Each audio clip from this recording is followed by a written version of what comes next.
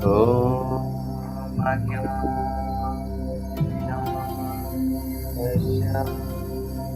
ज्ञानञ्जनशलाकया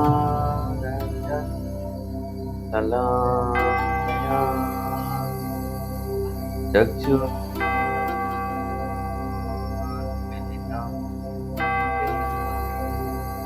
तस्मै श्री गुरुवे नमः। So we offer our humble and gratitude to the sincerest to all the teachers of our life, especially our spiritual masters, the Prabhupada and the Parashamuni.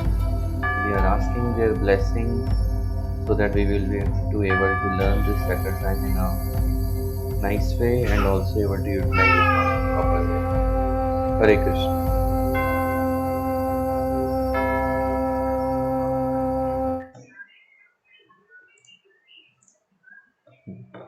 Okay. हरे कृष्ण। आज का session हम start करते हैं। आज के सेशन में हम दो लग्नों के बारे में बात करने वाले हैं, कर्क लग्न यानी कि cancer ascendant and Leo ascendant यानी कि सिंगुलर। इससे पहले जो सेशन है सारे लग्नों वाले किस किसने कवर किए, मतलब अभी 3 सेशंस हो गए हैं, तो आउट ऑफ 3 किसने 3 किए हैं तो आप कमेंट में 3 बताओ, 2 किए हैं तो 2 बताइए, 1 किए हैं तो 1, 0 किए हैं तो 0। तो मुझे थोड़ा एक आइडिया मिलेगा किसने कितने सेशन अटेंड किए, मुझे बताइए जरा। अभी इससे पहले जो 3 क्लासेस हुई हैं, एरीज असेंडेंट और टॉरस असेंडेंट शुक्र के और मरकरी वाली,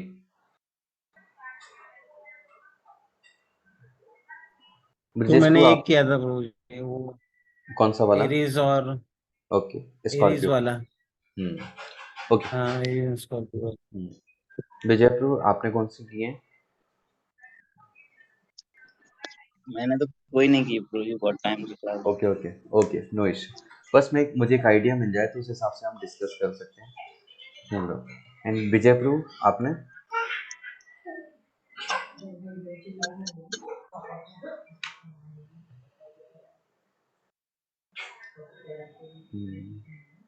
ओके, चलिए तो हम चालू करते हैं।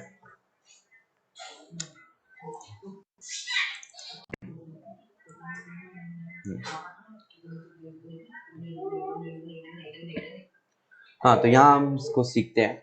तो यहाँ पर मैंने एक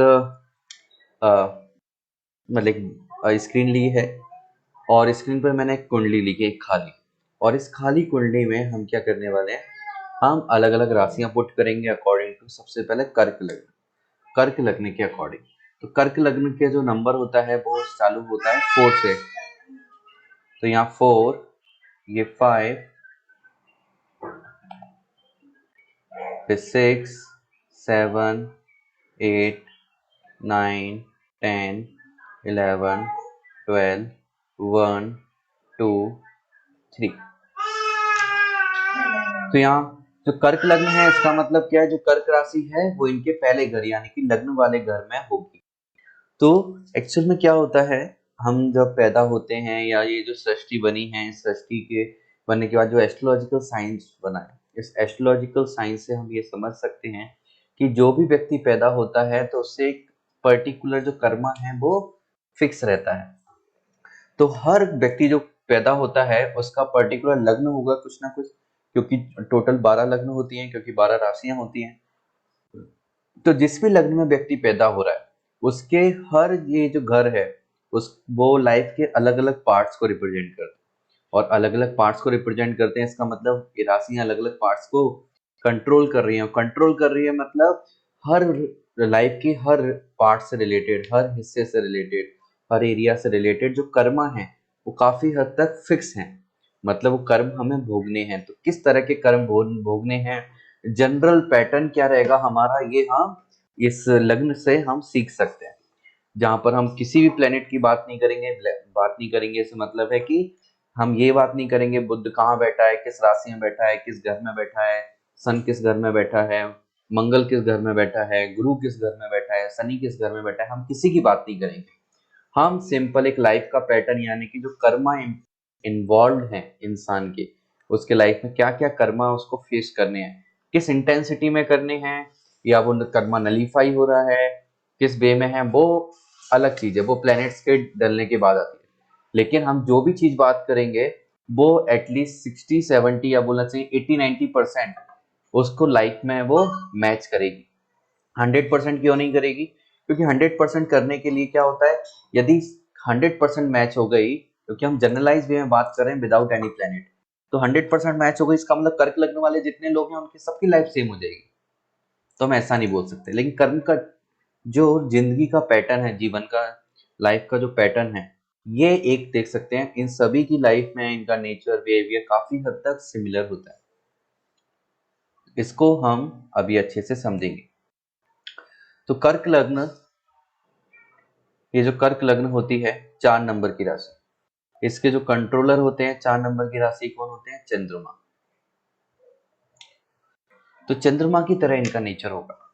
इनका जो ब्रेन है, इमोशनल साइकोलॉजिकल जो नेचर है, साइकोफिजिकल नेचर है, वो चंद्रमा की तरह होगा। और 4 नंबर की राशि यानी कि हम ऐसे समझेंगे कि 4th हाउस था, 4th हाउस को उठा के हमने कहां पर डाल दिया? फर्स्ट हाउस में हमने पुट कर दिया। तो जब फर्स्ट हाउस में पुट किया तो 4th हाउस क्या बताता है? 4th हाउस बताता है emotional nature, motherly figure, mother को रिप्रेजेंट करता है। तो ऐसा व्यक्ति इमोशनल होगा, मदरली फिगर होगा, यानी कि जैसे माँ का काम क्या होता है? सबको नरिश करना, यानी कि अपने बच्चों को नरिश करना, है ना। तो सिमिलरली ये जो पर्सन है जिससे भी मिलता है इमोशनली अटैच हो जाता है और उनको नर्चर करता है, उनकी टेक केयर करता है, जस्ट लाइक अ मदर, माँ की तरह टेक केयर करेगा। और चंद्रमा होता है वो थोड़ा चंचल होता है, तो पर्सन भी थोड़ा चंचल होगा और जो इमोशंस हैं वो उतार चढ़ाव उसमें आता रहेगा। प्लस ऐसा बोल सकते हैं चंद्रमा हमारे बचपन को भी रिप्रेजेंट करता है। तो ये कर्क लग्न यानी कि कर्क राशि के जो लोग होते हैं इनकी पूरी जिंदगी में बचपना इनका रहता ही, मतलब ये बोलते हैं फिजिकली ये बड़े हो जाते हैं लेकिन अंदर से फिर भी इनका ये बच्चा, एक बचपन इनका फिर भी जिंदा रहता है, ऐसा हम बोल सकते हैं। और इनको नरिशमेंट कहाँ से मिलता है? हम ये बात करेंगे 4 नंबर की राशि जहाँ भी होती है वहां उनको नरिशमेंट मिलता है। तो यहाँ नरिशमेंट वाले जो राशि है, यानी कि नरिशमेंट वाला अगर 4th हाउस सीधे यहाँ पर आ गया, तो इनको सेल्फ, अपने खुद के डेवलपमेंट पे, सेल्फ डेवलपमेंट करने से इनको नरिशमेंट मिलता है। सेल्फ डेवलपमेंट, या फिर बोलना चाहिए कोई इनकी प्रशंसा कर रहा है, कोई इनकी क्वालिटीज को बताता है, तो इनको नरिशमेंट मिलता है वहां से। या ये किसी की केयर करते हैं तो इनको नरिशमेंट मिलता है दूसरे की केयर करने से। क्योंकि ये नरिशमेंट कहाँ से ढूंढते हैं कि यदि कोई सामने वाला पर्सन कोई दुखी है, परेशान है, तो परेशान दुखी व्यक्ति जो भी होगा उसकी छाप इनके ऊपर आ जाती है और ये उस सामने वाले के दुख को समझ पाते हैं, कनेक्ट कर पाते हैं, क्योंकि वाटर एलिमेंट है, सामने वाले के इमोशन से कनेक्ट कर पाते हैं। और जैसे ही कनेक्ट किया तो उसकी जो टेंशन, एंजाइटी, परेशानी इनके ऊपर आ जाती है। तो इसलिए ये सामने वाले की हेल्प करने से कभी भी पीछे नहीं झुकते। हो सकता है कि अपनी जरूरतें को भी साइड में रख दे, अपनी चीजों को सेक्रीफाइस करना पड़े, चाहे वो अनजाना पर्सन हो, लेकिन उसकी भी हेल्प वो करते हैं। जैसे आपने देखा होगा बस में यदि कोई पर्सन है, लेडी नहीं है, बूढ़ी लेडी नहीं है, नॉर्मल लेडी भी नहीं है, कोई दूसरा पर्सन भी है, तो वो यदि सीट की जरूरत है उसे और उनको लग रहा है कि हाँ उसके पास सामान है, कुछ है, तो खुद खड़े हो जाएंगे, उसको सीट दे देंगे। या कहीं प्रसादम की लाइन में है तो खुद पीछे हो जाएंगे, किसी की जरूरत है तो उसको पहले बैठा देंगे। तो इस तरह दूसरे को यदि प्रॉब्लम है तो अपनी जरूरतों को पीछे रख के भी उनकी हेल्प करते हैं और वो हेल्प करने से सेल्फ नरिशमेंट मिलता है, क्योंकि सामने वाले की परेशानी इनके ऊपर हावी हो जाती है इमोशनल लेवल पर, और ये सोचे सामने वाले को रिलीफ मिला मतलब इनको रिलीफ मिल गया। तो इस वजह से कई लोग इनका गलत फायदा भी उठाते हैं, ये भी हमें समझना है, गलत फायदा उठाते हैं इनका। तो इसलिए इन लोगों के लिए टीचिंग है कि डिस्टिंग्विश करना सीखें, कौन अच्छा है कौन बुरा है, किसको किस हद तक हमें हेल्प करनी है। कि कई बार क्या होता है इतनी ज्यादा हद तक हेल्प कर लेते हैं कि अपने लिए बुरा, मतलब गड्ढा खोद लेते हैं, अपनी जरूरतें को पीछे कर देते हैं एकदम सामने वाले की जरूरतें पूरी करने के लिए।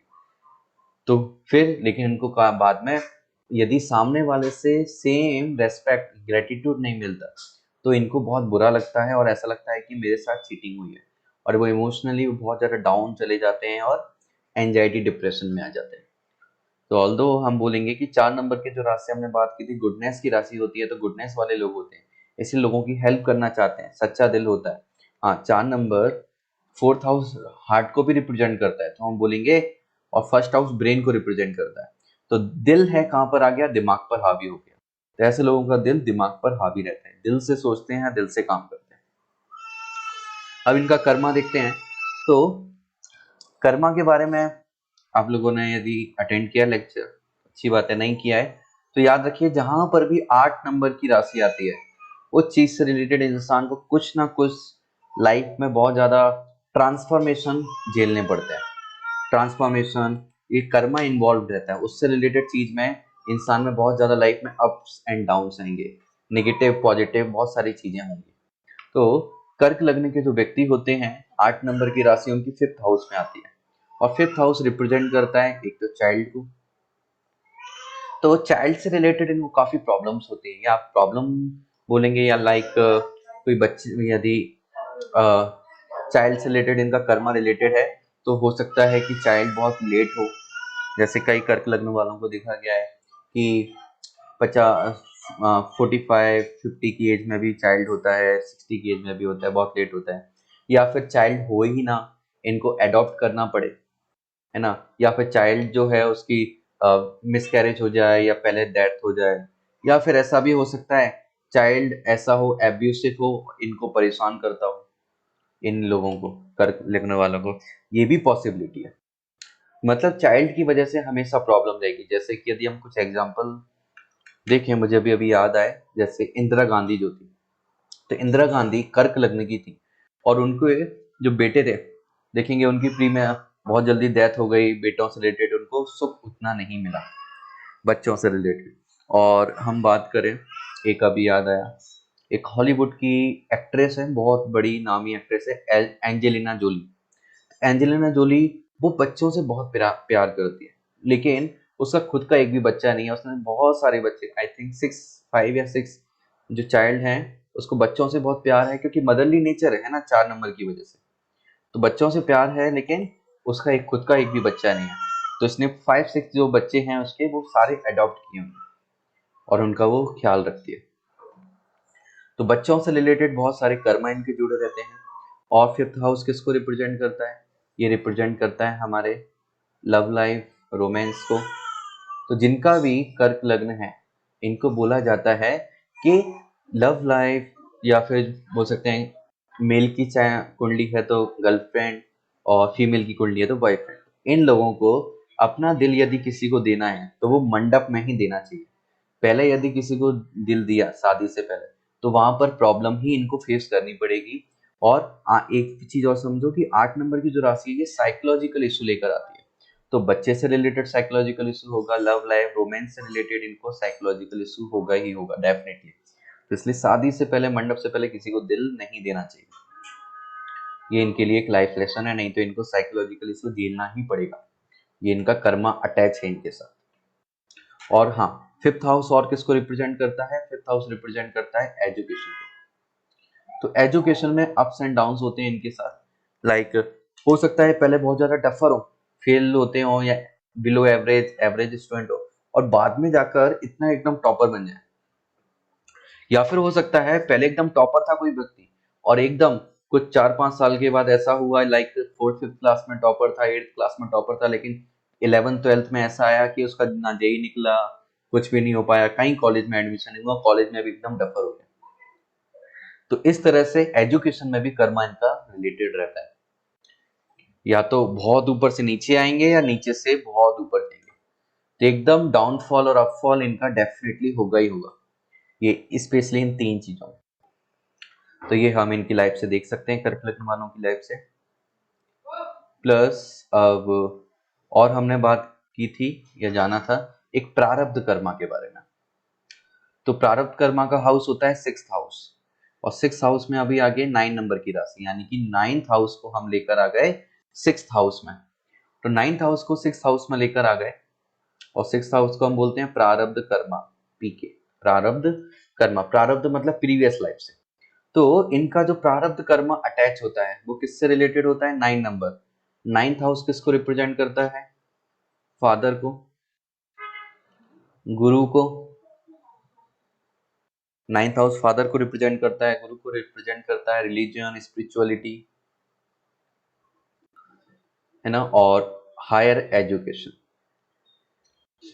तो इसका मतलब प्रीवियस लाइफ से इनको कुछ ना कुछ इसके फल देने ही पड़ेंगे। तो हम बोल सकते हैं 6th हाउस प्रारब्ध कर्मा का है, डेप्थ का है ना, 6th हाउस और किसका होता है, डेप्थ का, कर्जे लेने का,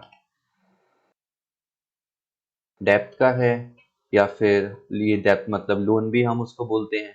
तो हम ये बोल सकते हैं कि इन पर्सन के ऊपर जो इनके गुरु हैं, फादर हैं, या मेंटर भी बोल सकते हैं, मेंटर भी बोलते हैं, मेंटर भी गुरु की तरह ही होते हैं, तो उनके प्रति कुछ ना कुछ लोन या कर्जा बाकी है, कुछ ना कुछ लोन या कर्जा बाकी है, उनके प्रति इनका प्रारब्ध कर्म डेफिनेटली है, और उसको इनको वो पे बैक करना ही पड़ेगा। तो ये हम यहाँ से आइडिया निकाल सकते हैं। प्लस 6th हाउस के साथ 6th राशि को भी हम प्रारब्ध कर्मा बोलते हैं, है ना। तो प्रारब्ध कर्मा वाली जो राशि है वो कहां पर आ गई है, 3rd हाउस में, और ये 3rd हाउस रिप्रेजेंट करता है किसको, friends, siblings, specially younger sibling, just younger sibling, मतलब भाई बहन जो भी होगा, प्लस स्किल्स। तो ये प्रारब्ध कर्मा जो है इनसे कनेक्टेड, तो हम बोलेंगे, और 6th हाउस एनिमी का भी होता है। तो इस केस में देखा गया है कि इनके जो फ्रेंड्स होते हैं यही एनिमी का वर्क भी करते हैं, मतलब कुछ ना कुछ, या एटलीस्ट एक फ्रेंड तो होगा जो इनके लिए दुश्मन होगा, या फिर बोलना चाहिए बैक बाइटिंग करता होगा, क्योंकि ये मदरली नेचर वाले हैं, हर किसी की हेल्प करना चाहते हैं, हर फ्रेंड की हेल्प करेंगे, कभी पीछे नहीं हटेंगे। लेकिन कोई ना कोई एक या एक से ज्यादा फ्रेंड ऐसे जरूर होंगे जो इसकी हेल्प लेते होंगे स्वार्थी नेचर से, है ना, स्वार्थ नेचर से, और मतलब वो हेल्प लेगा, हमेशा इनका यूज करेगा, ये बोल सकते हैं अपने पर्सनल बेनिफिट के लिए यूज करेगा, कभी भी इनके प्रति ग्रेटिट्यूड शो नहीं करेगा, और उसकी वजह से इनको लाइफ में बहुत प्रॉब्लम होगा। या ये भी बोल सकते हैं कि उस फ्रेंड की वजह से या फिर यंगर सिबलिंग की वजह से ये कर्जे में डूब जाए,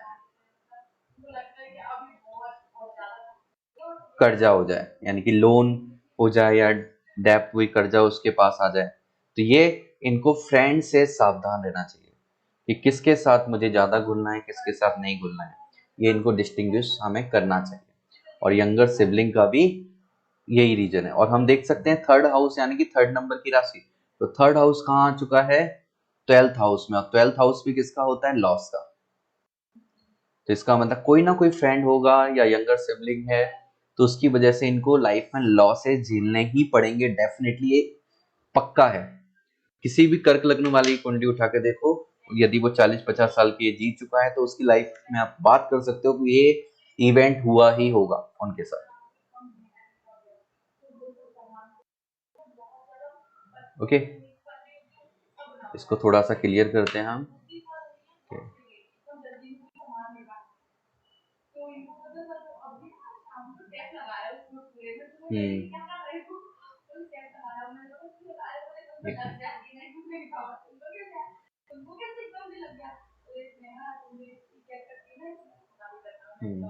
हाँ, तो ये जो 3rd नंबर की राशि है ये क्या रिप्रेजेंट करती है, हमारे हाथ को भी रिप्रेजेंट करती है।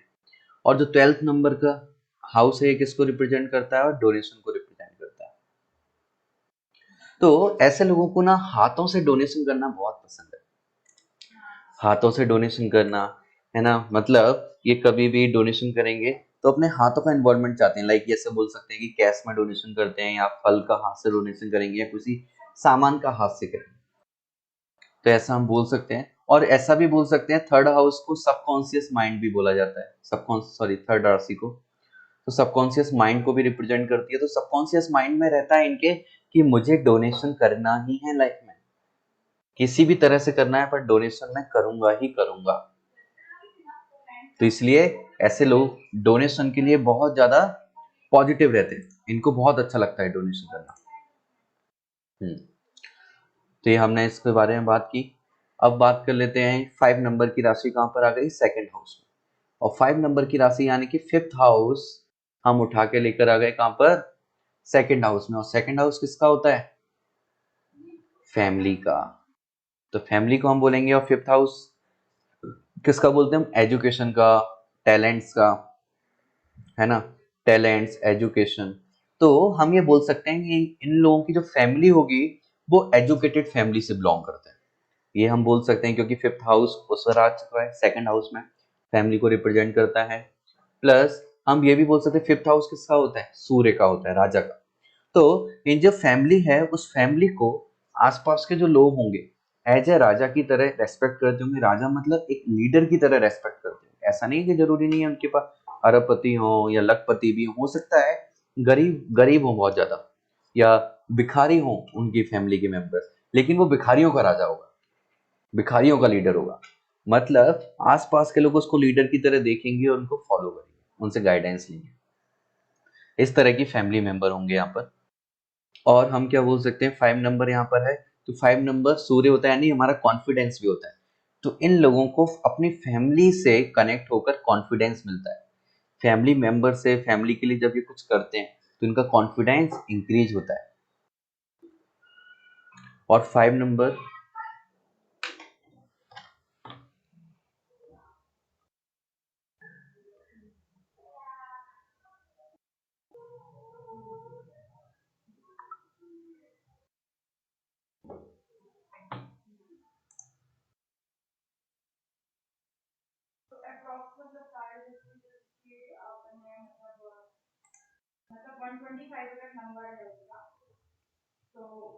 हरे कृष्णा, मेरी वॉइस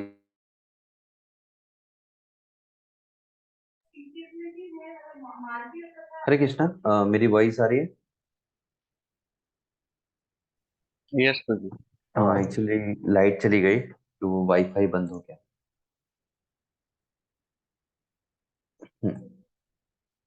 ओके, तो हम यहाँ बात कर रहे थे फैमिली के बारे में। तो फिफ्थ हाउस यहाँ सेकंड हाउस में आ गया। सेकंड हाउस को और किसके लिए बोलते हैं हम? हमारा जो फाइनेंस होता है, स्पेशली जो सेविंग्स होती हैं हमारी, तो जो सेविंग्स होती है, फाइनेंस होता है, ये यहाँ पर आ गया सेकंड हाउस में। और फिफ्थ हाउस हमारा किसका होता है? टैलेंट का, एजुकेशन का। तो ऐसे लोगों को है ना एजुकेशन से बहुत फायदा होता है, एजुकेशन से, टैलेंट से।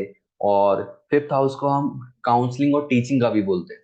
तो ऐसे लोगों को टीचिंग और काउंसलिंग का जो बिजनेस है उससे भी बहुत अच्छा फायदा होता है। और सेकंड हाउस को हम स्पीच का भी बोलते हैं। तो स्पीच में भी इसका इफेक्ट आता है कि 5 नंबर शेर की राशि है, सिंह की राशि है, राजा वाली। तो ऐसे लोग जब बोलते हैं तो इनका कॉन्फिडेंस झलकता है, बोली में कॉन्फिडेंस है, तो सामने वाले लोग इन लोगों को फॉलो करना स्टार्ट करते हैं, क्योंकि सामने वालों को लगता है कि कोई अथॉरिटेटिव पर्सन, एक लीडर बोल रहा है, ऐसी फीलिंग आती है उनको। तो इनकी स्पीच को वो लोग फॉलो करते हैं। अब अब प्लस यहाँ देखते हैं इंडिविजुअलिटी। एक नंबर की राशि जहां होती है वहां पर्सन की इंडिविजुअलिटी आती है। इंडिविजुअलिटी मतलब ये बोल सकते हैं अपनी एनर्जी जहां इंसान लगाना चाहता है, जहां पर कुछ करना चाहता है। और एक नंबर वो होता है जहां हमारा ब्रेन होता है। तो इंसान के दिमाग में क्या चल रहा है? तो 10th हाउस में रहता है। 10th हाउस मतलब इंसान का कैरियर। ये कैरियर में अच्छा करना चाहते हैं, कैरियर, अथॉरिटी, 10th हाउस को रिप्रेजेंट करते हैं, कैरियर, अथॉरिटी। और गवर्नमेंट भी रिप्रेजेंट किया जाता है ना। और जो पब्लिक है, जो लोग हैं, उनके सामने फेस दिखाते हैं, यानी कि फेम। तो ऐसे लोग क्या है, लाइफ में कुछ अच्छा करना चाहते हैं, हमेशा कैरियर पे इनका फोकस रहता है कि मुझे क्या करना है, कैरियर में कुछ अच्छा परफॉर्म करना है। तो इसलिए पूरा फोकस लाइफ में कैरियर पर रहता है, और कैरियर में अच्छा डेफिनेटली परफॉर्म करते भी हैं, क्योंकि ये बहुत ज्यादा मेहनती होते हैं। ऐसा नहीं है इमोशनल तो मेहनती नहीं है। एक बार जो सोच लेते हैं, जैसे माँ हमें दिखती है कि बहुत सॉफ्ट है, लेकिन वो माँ इतने हार्ड काम करती है पूरे दिन में, इतने सारे काम है, अच्छे से करती है कि कोई आदमी भी उतना नहीं कर पाता जितना वो बाहर जाके करता होगा। तो इसलिए ये पर्सन जो है बहुत ज्यादा हार्ड वर्किंग होते हैं। एक बार जो डिसाइड कर लिया उसको फिर छोड़ते नहीं, उसको पकड़ के और अच्छी पोजीशन पे पहुंचते भी हैं। तो ये हमने इन सब के बारे में बात की। अभी थोड़ा सा क्लियर करते हैं। चलिए, अब यहाँ पर आ जाते हैं हम 7th हाउस के बारे में, मैरिज लाइफ के बारे में बात करते हैं। हम ये सोचते हैं ऐसे लोगों को, कर्क लग्न वाले लोगों को कैसा लाइफ पार्टनर चाहिए, किस तरह का लाइफ पार्टनर इनको अट्रैक्ट करता है। तो लाइफ पार्टनर के लिए राशि कौन सी होती है? 7। और सेवंथ हाउस, तो सेवंथ हाउस पहुंच गया फोर्थ हाउस में। तो फोर्थ हाउस किसका होता है? मदर का, नर्चरिंग करने वाला। तो इनको एक ऐसा पार्टनर चाहिए जो इनको माँ की तरह ख्याल रख पाए, नर्चर कर पाए, मदरली फिगर। ये ऐसा आइडेंटिफाई करते कि ऐसा पार्टनर मुझे मिल जाए। तो यहाँ ऐसा क्यों सोचते हैं? आप सोचो, एक पर्सन है, एक माँ है, वो सबके लिए करती है लेकिन अपने लिए कुछ नहीं करती, सबका ध्यान रखती है लेकिन अपना ध्यान नहीं रख पाती। तो इसलिए उनको रिक्वायर्ड होते हैं, उनको लगता है हमेशा कि कोई ऐसी लेडी फिगर हो जो मेरा ध्यान रख पाए। सेम यहाँ जो पर्सन है सबका ध्यान रखता है, सबके भले बुरे में साथ देता है, हमेशा दूसरों की मदद करता है, तो इसको लगता है कोई ऐसा पर्सन हो जो मुझे इमोशनली सपोर्ट कर पाए, इमोशनली स्टेबल कर पाए। तो यहाँ पर ये जो है, तो यहाँ पर ये जो है 7 नंबर की राशि, तो ये बता रही है कि ऐसे पार्टनर को ये तलाश करते हैं जो कि इनको इमोशनली स्टेबल कर सके, इमोशनली सपोर्ट दे सके, मदरली फिगर हो, नर्चर कर सके, उनको अच्छा बना के खिला सके, अच्छा ध्यान रखे, साफ सफाई करे, मतलब बहुत अच्छा मदर की तरह बिहेव करे, ऐसा ये सोचते हैं। लेकिन इनको मिलता क्या है? मिलता वो है जो 10th हाउस में, सॉरी 7th हाउस में। 7th हाउस में कौन है? 10 नंबर। और 10 नंबर यहाँ रिप्रेजेंट करता है, क्या रिप्रेजेंट करता है? 10 नंबर, यानी कि अभी हमने 10th हाउस की बात की, 10th हाउस सीधे यहाँ पर आ गया 7th हाउस में। कैरियर, है ना, authoritative person. 10th number discipline को भी रिप्रेजेंट करता है, कैरियर में डिसिप्लिन चाहिए। और ऐसे भी देख सकते हैं हम, 10 नंबर की राशि शनि की होती है, वो डिसिप्लिन, मेच्योरिटी, ये सब चाहिए। तो इनको ऐसा पर्सन चाहता मिलता है जो जो या तो कैरियर से रिलेटेड होगा, है ना। और हाँ, 10th नंबर को हम सोसाइटी से भी रिप्रेजेंट करते हैं। सोसाइटी नहीं बोलना चाहिए स्पेशली, ये बोलना चाहिए सोसाइटी में वैल्यू कितनी है, कि कैरियर से ही इंसान की सोशल वैल्यू बनती है। तो सोशल वर्ड हम ज्यादा अच्छे से इसको कनेक्ट कर पाएंगे, सोसाइटी हटा देते हैं। कि पर्सन की जिस तरह की सोशल वैल्यू होगी उसके अकॉर्डिंग इस पर्सन को लाइफ पार्टनर मिलेगा। मतलब सोसाइटी का मतलब लाइफ पार्टनर मिलने के लिए पर्सन, जो भी लाइफ पार्टनर, लाइक मेल की कुंडली है तो जो भी वाइफ होने वाली है वो, या फीमेल की कुंडली है तो जो हस्बैंड होने वाला है, वो पहले सोसाइटी में अच्छे से पता करेगा किसी सोसाइटी में वैल्यू कितनी है, सोशल वैल्यू कितनी है, उसके अकॉर्डिंग इनको ये लाइफ पार्टनर मिलता है। हाँ, पर वो लाइफ पार्टनर के कैरियर में हेल्प करेगा, इनको डिसिप्लिन बनाने में हेल्प करेगा, क्योंकि ये इतने इमोशनल है कि इमोशनल पर्सन डिसिप्लिन नहीं हो सकता, लेकिन वो इंसान डिसिप्लिन में हेल्प करता है। और इनके अंदर बचपना है, हमने बात की थी, तो बचपने को दूर करके मैच्योरिटी लेकर आता है ये पर्सन, और कैरियर में भी ग्रोथ करते हैं। तो इसीलिए चाहते हैं कि नरिशमेंट वाला मिले, लेकिन मिलता है ये सब। तो ये इनका कर्मा है, इनसे फिक्स्ड। और हम देखें अभी कौन बचा है, जैसे 2 नंबर। 2 नंबर की राशि क्या रिप्रेजेंट करती है, यानी कि सेकंड हाउस यहाँ पर आ गया 11th house. Second house represent करता है फाइनेंस, रिसोर्सेस वगैरह। तो ये पैसे वाला भाव है, इसको हिंदी में, संस्कृत में धन भाव। तो पैसे वाला घर आ गया 11th में। तो 11th यानी कि जो 11th हाउस होता है तो गेम्स का होता है, एक सोशल सर्कल का होता है, एक जो सोशल सर्कल होता है पर्सन का। तो इस सोशल सर्कल से इनको काफी फायदा होता है फाइनेंशियली, कि सोशल सर्कल है, लोगों कहीं घूमने निकल गए, टहलने, वहां लोगों से मिले, तो उन लोगों से इनको फायदा होता है। लाइक फायदा कैसे होगा? कहीं घूमने निकले, वहां कोई पर्सन मिला और ना बोला आप क्या करते हो, अच्छा आप ये काम करते हो, तो चलो आप जैसे प्लास्टिक का बिजनेस करते हो, अच्छा तो मेरे कांटेक्ट में है, उनको प्लास्टिक की रिक्वायरमेंट है, तो वो मैं आपसे डील करा दूंगा, आपसे बात करा दूंगा। तो इस तरह से उनको सोशल सर्कल से बहुत बेनिफिट मिलता है पैसे में। और सेकंड हाउस स्पीच को भी बताता है। तो सोशल, जो इनका सोशल सर्कल है वहाँ स्पीच बहुत अच्छे से इन्वॉल्व होती है, स्पीच में का इन्वॉल्वमेंट बहुत जरूरी है। स्पीच की वजह से इनका सोशल जो सर्कल है वो बहुत अच्छा होता है। और ये 11th हाउस यानी कि 11 नंबर की राशि, ये कहाँ पहुंच गई? हमारे 8th हाउस में। और 8th हाउस किसका होता है? 8th हाउस होता है हमारे डेथ का, है ना।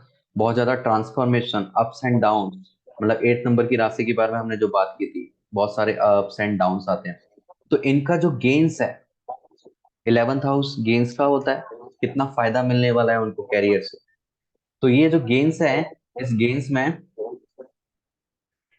इस गेम्स में क्या होता है, इनकी लाइफ में ऐसा समय जरूर आता है, एक समय आप किसी भी कर्क लग्न वाले से बात करो, 40-50 की एज जिनकी हो, उनकी लाइफ में जो गेम्स में या तो एकदम बहुत बड़ा उछाल आया होगा या फिर एकदम नीचे गया होगा। और जनरली दोनों ही देखने को मिलते हैं कि लाइफ में एक ना एक पार्ट ऐसा आया होगा जब उन्होंने अपना लाइफ में सब कुछ गवा दिया होगा। हो सकता है वो लाखों रुपए महीने का कमा रहा हो और एकदम बेरोजगार हो जाए, कुछ नहीं है उसके, और वो भी ऐसा नहीं 1-2 दिन या 1 महीने के लिए, कुछ सालों के लिए, 1 साल, 2 साल, 3 साल, 4 साल, 5 साल, ऐसे समय आएगा इनकी लाइफ में, डेफिनेटली आएगा। और ये हो सकता है एकदम इनकी लाइफ में बहुत प्रॉब्लम थी, फाइनेंशियल इश्यू था, प्रॉब्लम कुछ समझ में नहीं आ रहा था, और एकदम एक इनको अपॉर्चुनिटी मिले और फिर से लाखों कमाने लग जाए। तो ये अप एंड डाउन इनकी लाइफ में डेफिनेटली आएगा ही आएगा। ये इनका कर्म है इनसे जुड़ा हुआ। हम डेफिनेटली, आप किसी की भी कुंडली देखोगे आप ये बोल सकते हैं ऐसा पीरियड डेफिनेटली आएगा ही आएगा। कब आएगा वो अलग चीज है, पर आना पक्का है।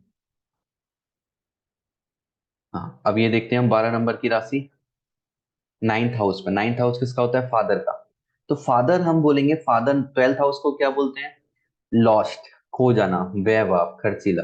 तो यानी कि पिताजी या तो लॉस्ट वे में होंगे, पिताजी नहीं होंगे, या फिर पिताजी होंगे लेकिन बच्चों से ज्यादा मतलब नहीं होगा, वो अपने अलग रहते होंगे डायरेक्शन में।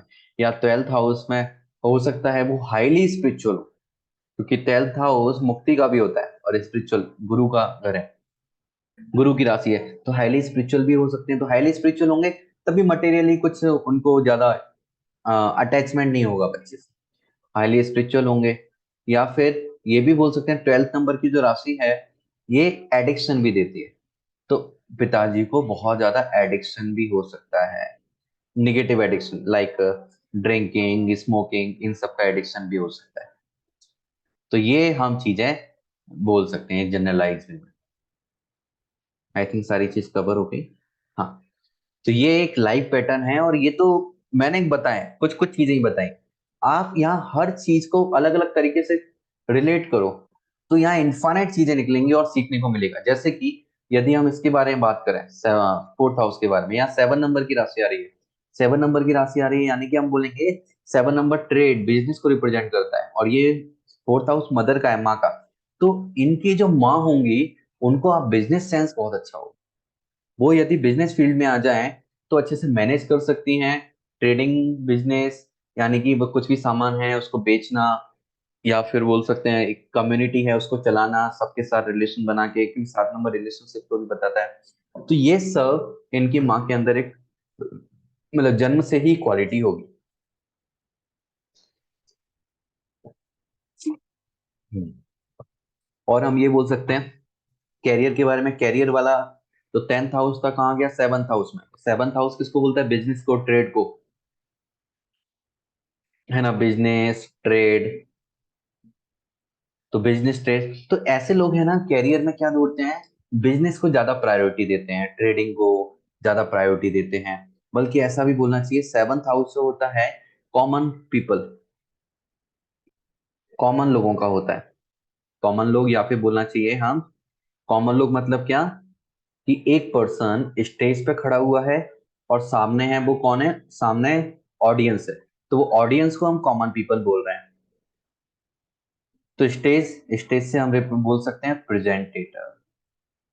तो ऐसा पर्सन प्रेजेंटेटर अच्छा होगा, और प्रेजेंटेटर अच्छा होगा यानी कि प्रेजेंटेशन स्किल के द्वारा कोई भी प्रोजेक्ट का प्रेजेंटेशन देना है, कोई अपने बिजनेस का प्रेजेंटेशन देना है, कोई प्रोडक्ट बेचना है, तो इन सब चीजों में ये पर्सन बहुत अच्छा कर सकता है एज अ कैरियर।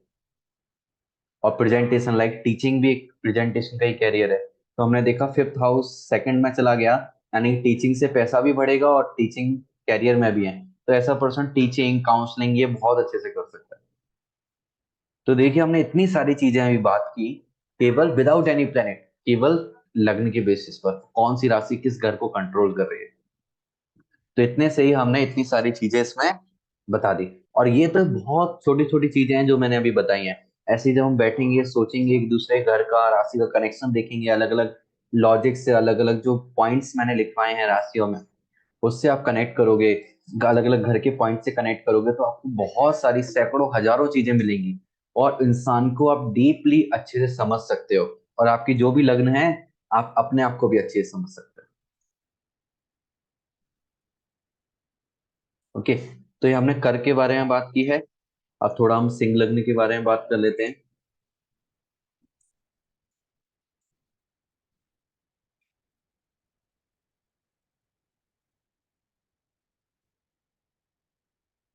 तो हम सिंह लग्न के बारे में बात करें यदि, तो सिंह लग्न यानी कि 5 नंबर की राशि यहाँ पर, 6 नंबर यहाँ, 7 नंबर यहाँ, 8 नंबर यहाँ, 9, 10, 11, 12, 1, 2, 3, 4। तो चलिए हम इसको थोड़ा सा डिस्कस करते हैं। तो ब्रिजेश प्रभु, आप मुझे बताइए कि सिंह लग्न के जो लोग हैं इनको कर्मा, अपनी लाइफ में हैवी कर्मा, लाइफ में अप्स एंड डाउन्स किस फील्ड में इनको करने पड़ेंगे, झेलने पड़ेंगे?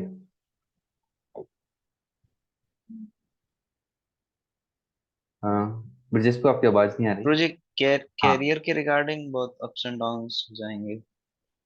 ये लॉजिक क्या आपका, किस लॉजिक से आपने बात की, लॉजिक थोड़ा बताइए। तो अप्स एंड डाउन्स वाले हाउस में 10th राशि आ गई। हाँ, 6th हाउस में है ना, पर मैं बात हाँ, की 6th house ups and downs का नहीं होता है, 8th हाउस होता है अप्स एंड डाउन्स का। एट्थ अच्छा हाउस और ठीक है। 8 नंबर की राशि। सॉरी सॉरी, 8 नंबर की राशि तो वो उसमें मदर वाले हाउस में पहुंच गई। बिल्कुल, तो मदर से रिलेटेड ओके, इनको मदर से साइकोलॉजिकल रिलेटेड इशू था। होंगे, है ना। अब यहाँ पर देखो, मदर से रिलेटेड हो सकते हैं, या फिर बोल सकते हैं फैमिली एनवायरनमेंट। फैमिली में, और स्टमक से का भी है 4th हाउस, तो उसमें भी हाँ, स्टोमक से रिलेटेड भी, डाइजेशन और से रिलेटेड भी। हाँ डाइजेशन और होम, है ना, घर से रिलेटेड भी इनको अप्स एंड डाउन्स झेलने ही पड़ेंगे, इसको है ना। साइकोलॉजिकल इशू रहेगा ही रहेगा। हम्म, बिल्कुल। और प्रारब्ध कर्मा, बनवारी को आप बताइए, प्रारब्ध कर्मा किससे रिलेटेड रहेगा इनका?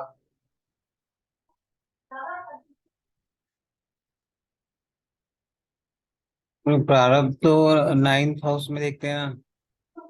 हाँ, प्रारब्ध तो कर्मा, अभी हमने बात की 6th हाउस और 6 नंबर की राशि। अच्छा, हम्म,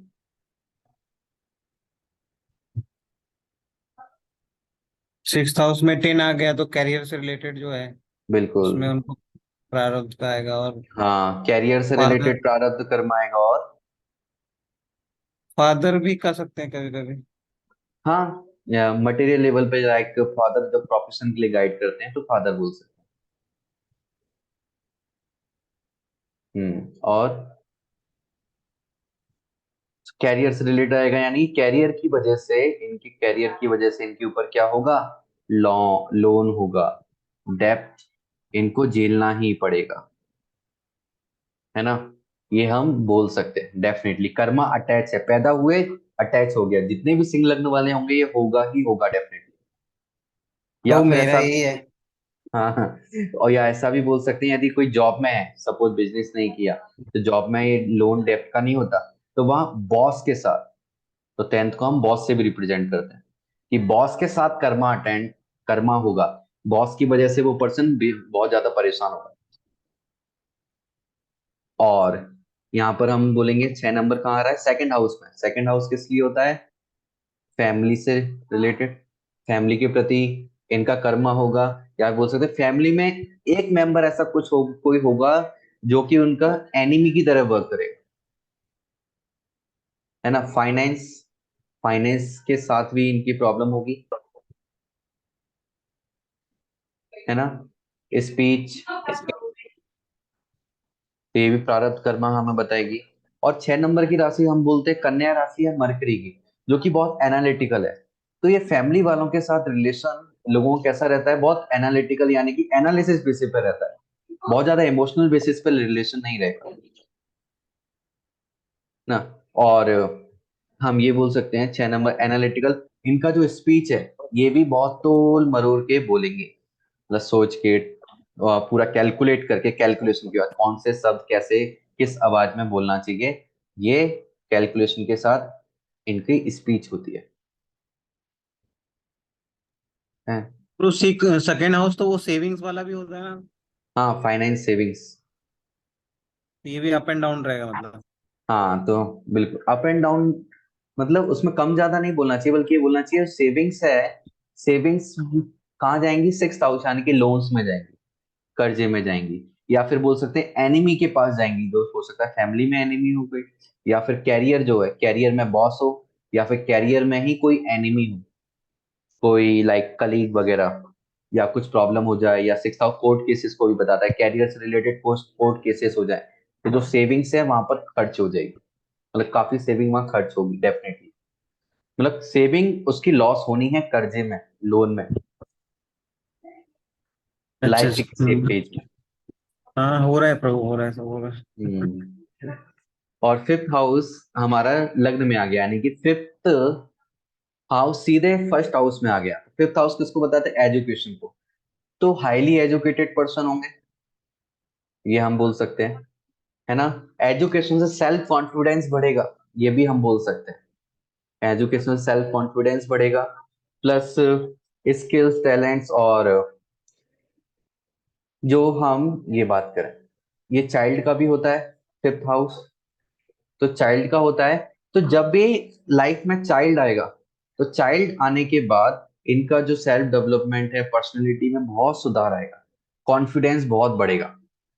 फर्स्ट चाइल्ड के बाद कॉन्फिडेंस बहुत बढ़ेगा, और मतलब चाइल्ड जो होगा, बच्चा, उस पर इनको प्राउड होगा।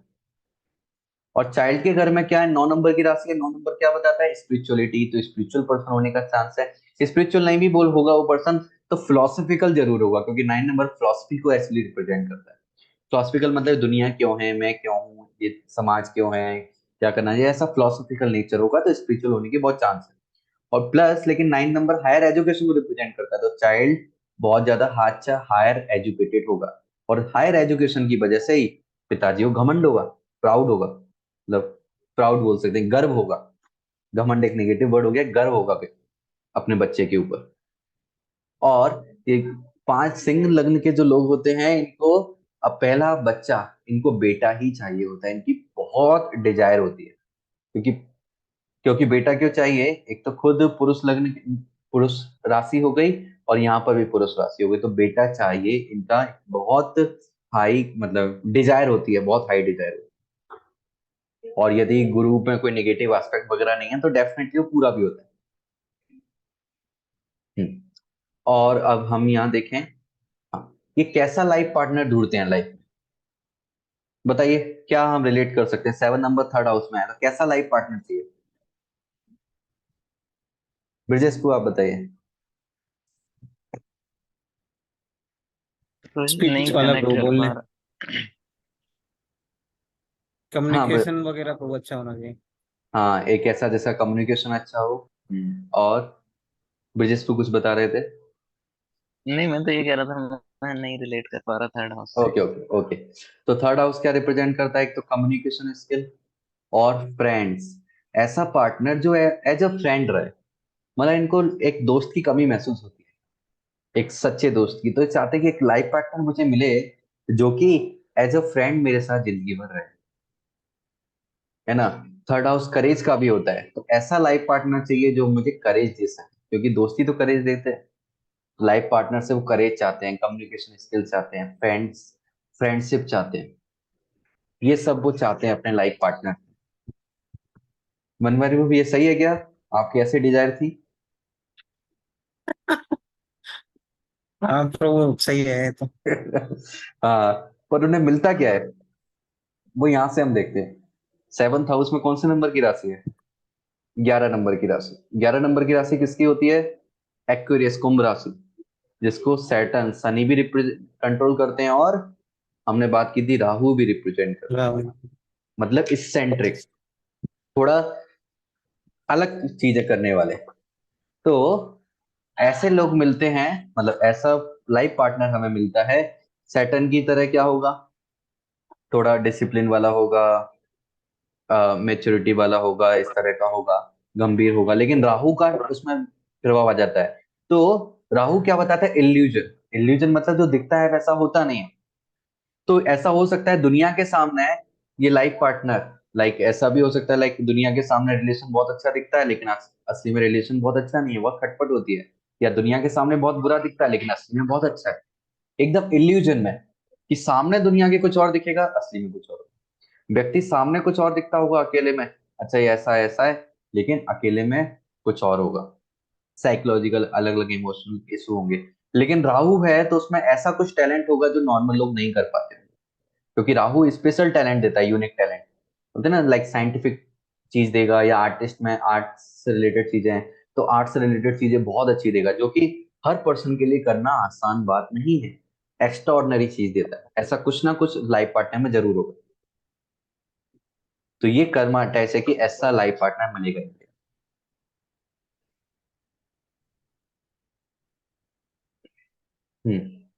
और हम देख सकते हैं गेम्स के हाउस में कौन सी राशि आई है, थर्ड नंबर की राशि। थर्ड नंबर क्या बताता है, कम्युनिकेशन, स्किल, टैलेंट। तो ऐसे पर्सन को लाइफ में गेम्स, स्किल, गेम्स वगैरह कहाँ से मिलने वाले हैं, स्किल से। इनकी इच्छाएं पूरी होंगी, इनके पास जितनी स्किल्स होंगी, है ना। प्लस राइटिंग राइटिंग से। हाँ बिल्कुल, राइटिंग। थर्ड हाउस राइटिंग को भी रिप्रेजेंट करता है। तो राइटिंग से इनको इस लाइफ में बहुत सारे गेन्स मिलने वाले हैं, है ना। प्लस फ्रेंड्स, तो फ्रेंड से भी इनको लाइफ में गेन मिलने वाला है। Plus third number younger brother का भी होता है ना, तो ऐसा बोलेंगे। और 11th हाउस एल्डर ब्रदर का होता है, तो एल्डर ब्रदर यंगर ब्रदर की तरह इनके साथ बिहेव करेगा, या बोल सकते हैं एज अ फ्रेंडली बिहेव करेगा जो एल्डर ब्रदर है। तो इतनी सारी पॉसिबिलिटी हम यहाँ से देख सकते हैं।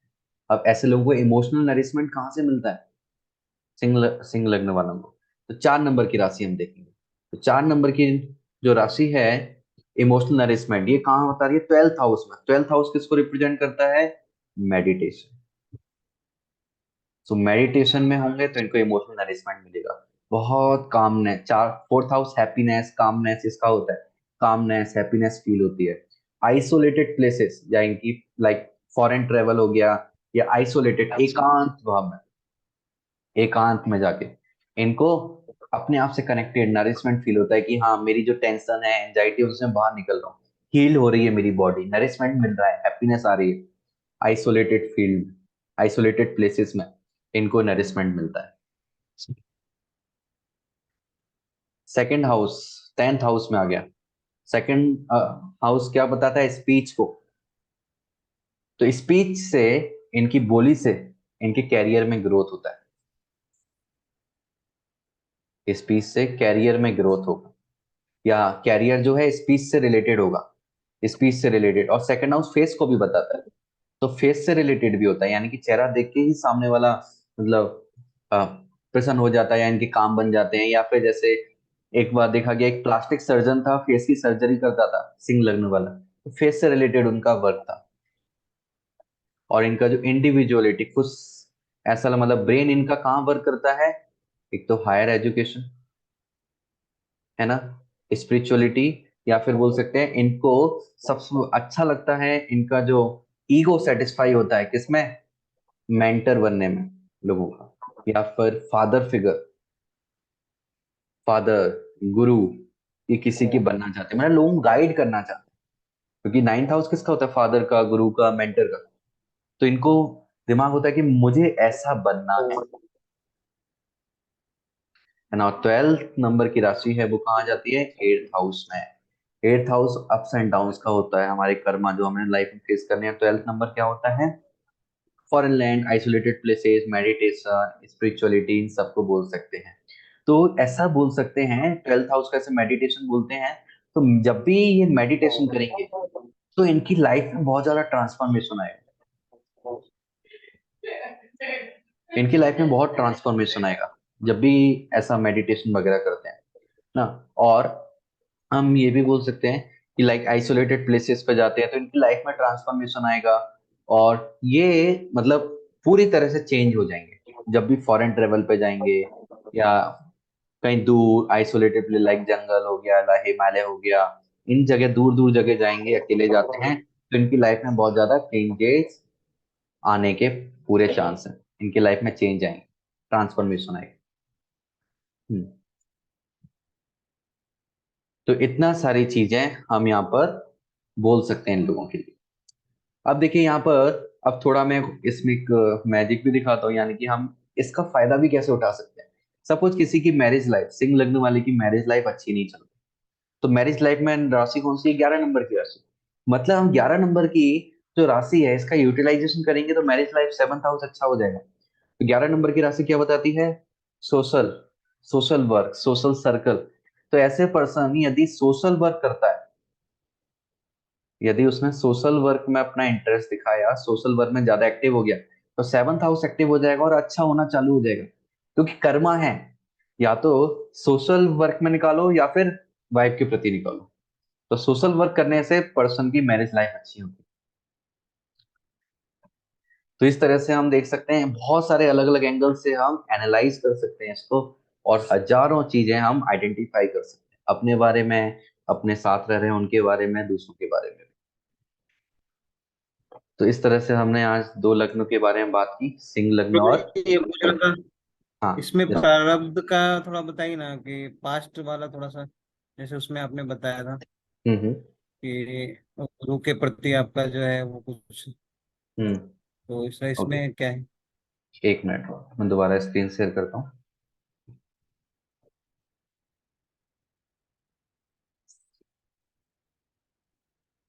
हाँ, तो देखिए प्रारब्ध कर्मा 6 नंबर की राशि कहाँ पर है, किस घर में है? 2 नंबर, दो नंबर। 2 नंबर में, यानी कि फैमिली के प्रति इनका कर्जा होगा और वो फैमिली को इनको कर्जा लौटाना है। तो फैमिली के प्रति प्रारब्ध कर्मा है, फैमिली का टेक केयर करना है, अपना जो सेविंग्स है उसको फैमिली में लगाना है। तो इनका जो प्रारब्ध कर्मा है, पिछले जन्म का जो कर्जा रह गया है, वो ये चुकता होगा, और डेफिनेटली होगा। राजी नहीं तो गैर राजी, होगा तो जरूर। और हम देखेंगे 6th हाउस भी प्रारब्ध कर्मा को रिप्रेजेंट करता है। ये प्रारब्ध कर्मा जो हम बोले नेगेटिव वाला प्रारब्ध कर्मा की बात कर रहे हैं, तो ये 10th नंबर की राशि, यानी कि कैरियर, कैरियर से रिलेटेड इनका कुछ ना कुछ कर्जा है प्रीवियस लाइफ का, तो वो भी इनको चुकाना है। लाइक लोन डेप, कर्जे के बारे में ये सब। यदि लोन डेप नहीं होता तो वो कैरियर में, यदि जॉब से रिलेटेड है, तो जॉब यदि कर रहे हैं तो बॉस से रिलेटेड उनको प्रॉब्लम्स होंगी काफी। जो बॉस है, वो बॉस के प्रति हम कर्जा चुकाएंगे। कर्जा हमेशा पैसे का नहीं होता, कर्जा मतलब एनर्जी को हमें कर्जे में, मतलब एनर्जी से कर्जा होता है। एनर्जी हो सकता है मनी एनर्जी हो, मेंटल एनर्जी हो, फिजिकल एनर्जी हो, साइकोलॉजिकल एनर्जी हो। तो बॉस से रिलेटेड होगा, एनिमी से रिलेटेड हो गया, हेल्थ इशू हो गए। हेल्थ मतलब, तो जो कर्जा है हेल्थ से चला गया, हेल्थ में मतलब हमारा हेल्थ का लॉस भी हो गया, फाइनेंशियल लॉस भी हो गया। तो यदि हेल्थ प्रॉब्लम भी होती है, इसका मतलब प्रीवियस लाइफ से हम वो लेकर आए हैं कर्जा। तो स्पेशली फैमिली, 2nd हाउस और 6th हाउस, यानी कि 10 नंबर की राशि, इससे रिलेटेड इनका कर्जा रहेगा।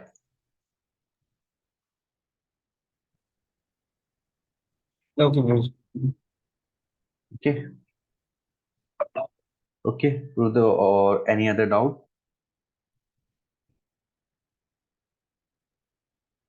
नहीं ब्रो जी, ठीक है। ओके। ओके, हरे कृष्णा। फिर हम नेक्स्ट क्लास में मिलते हैं, उसमें हम बात करेंगे 10 नंबर और 11 नंबर वाले लग्न की, यानी कि मकर लग्न और कुंभ लग्न की।